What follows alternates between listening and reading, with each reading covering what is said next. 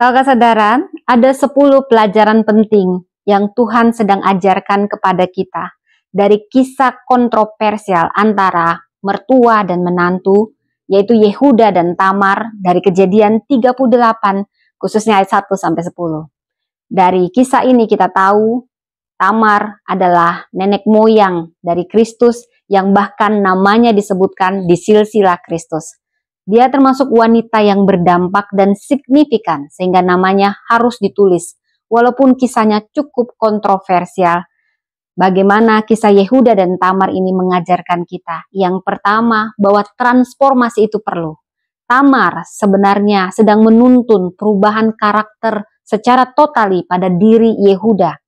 Yehuda akhirnya mengakui kesalahannya dan bertobat. Dia mengakui kebenaran Tamar dan kesalahannya. Tahukah Anda, pengakuan itu salah satu step langkah awal untuk kita mengalami transformasi. Yang kedua, pengakuan dan juga pertobatan. Ini yang diinginkan Tuhan. Kita memang semua adalah makhluk yang cenderung berbuat dosa dan tidak ada yang luput dari dosa. Tetapi Tuhan ingin kita bangkit dari kodrat dosa dan berani memilih jalan benar saat kita bersalah, berani mengakui kesalahan tidak hanya kepada Tuhan, tetapi kepada setiap orang yang kita sakiti, dan berbalik, tidak hanya mengakuinya, tetapi berbalik dari dosa itu pada jalan Kristus.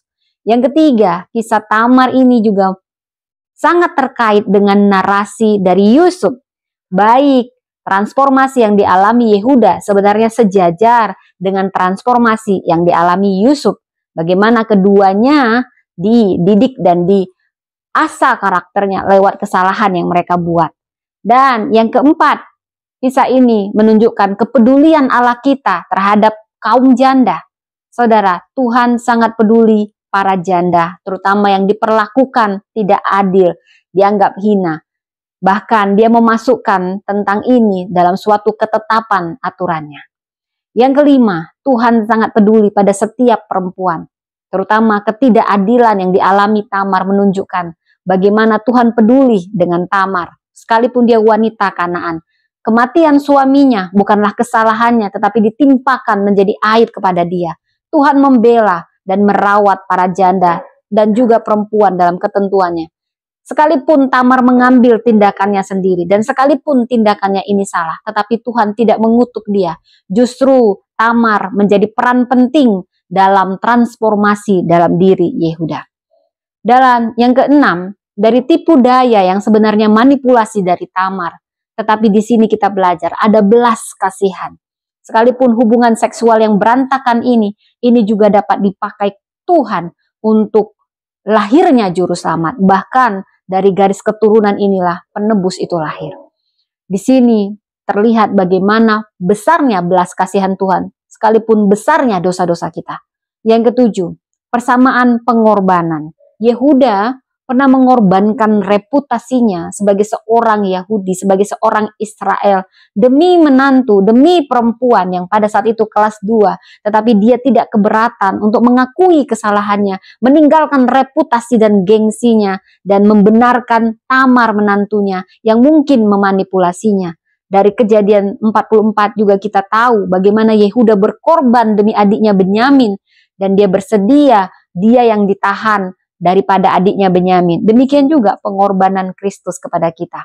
Di sini kita diajarkan untuk berani berkorban demi kebenaran dan meninggalkan semua gengsi atau reputasi kita. Dan yang ke-8, ini mengajarkan kita bahwa penebusan itu memungkinkan bagi semua orang. Tidak ada dosa yang terlalu besar yang Tuhan tidak bisa selesaikan. Tidak ada yang terlalu jauh untuk ditebus selama kita mau mengakui dan mau berbalik dari dosa kita. Dan yang ke-9, kita juga belajar dari kisah Yehuda dan Tamar bahwasanya Tuhan membuat segala sesuatu menjadi baik. Bahkan dari kesalahan, bahkan dari tindakan, kelalaian, kegagalan. Ketika kita sungguh-sungguh bertobat, Tuhan bisa memutarbalikkannya untuk mendatangkan kebaikan bagi kita. Roma 8 ayat 28. Yehuda membuat pilihan benar ketika dia mengetahui dia melakukan kesalahan. Sehingga Tuhan mengubah situasi ini untuk kebaikan. Bahkan dari keturunan inilah garis keturunan lahirnya Daud bahkan sampai Mesias. Dan yang ke-10, kisah Yehuda dan Tamar mengajarkan kita, terutama kaum perempuan, kita harus berani ambil resiko. Setiap orang yang berani ambil resiko pasti akan membuahkan hasil, saudara. Ketika kita mempertaruhkan segalanya untuk kebenaran, bahkan kita mempertaruhkan bukan hanya reputasi kita, tetapi juga nyawa kita untuk suatu kebenaran, untuk suatu hak, percayalah, Tuhan ada di pihak Anda untuk membela Anda. Tamar melakukan ini, memberi kita teladan. Dia hanya mau kepastian garis keturunan keluarga berlanjut. Dia mau janji dan hak yang dia harus pantas terima, dia terima. Karena dia hanya menerima cemooh dan aib sebagai wanita pembawa sial yang sebenarnya bukan kesalahan dia. Dan dia meminta haknya itu dengan cara yang benar-benar bisa menjadi bumerang bagi dirinya. Dia berani mengambil resiko karena dia juga tahu Allah yang besar, Allah Israel akan membela dia. Dari sini kita lihat kebesaran hati Tamar dan juga kebesaran imannya, dan juga dia siap membayar harga. Ini yang kita pelajari dari seorang Tamar yang mungkin namanya jarang disebut. Dia hanya wanita Kanaan, bukan wanita Israel, bukan wanita bangsawan, tetapi dia dihargai Tuhan, bahkan namanya disebut di silsilah Kristus.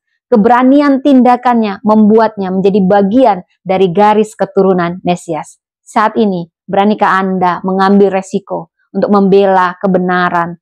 Beranikah Anda mempertaruhkan segalanya? Percayalah, saat itu Anda di pihak yang benar. Ketika Allah di pihak kita, siapakah lawan kita? Tuhan Yesus memberkati.